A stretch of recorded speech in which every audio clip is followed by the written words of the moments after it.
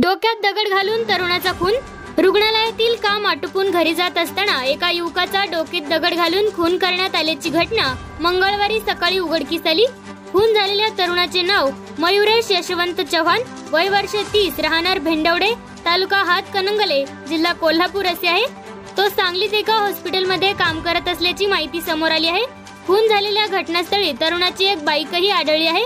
Sanjay Nagar police आणि स्थानिक गुन्हे अन्वेषण विभागाचे अधिकारी श्वान पथकासह घटनास्थळी दाखल झाले आहे। मयूर चव्हाण सांगलीतील एका हॉस्पिटलमध्ये काम करत होता। काल रात्री तो हॉस्पिटलमधून काम आटपून बाहेर पडला। त्यानंतर आज सकाळी मयूर याच्या खुनाचा प्रकार उघडकीस आला। याबाबतची माहिती मिळताच संजय नगर पोलिसांनी घटनास्थळी धाव घेतली। खुनाचा तपास संजय नगर पोलीस करीत आहेत। आरोपी पकडण्यासाठी इतर ठिकाणी पथके तैनात करण्यात आली आहे। घटनास्थळी उपपोलीस अधीक्षक प्रणिल गिल्डा, संजय नगर पोलीस ठाण्याचे पोलीस निरीक्षक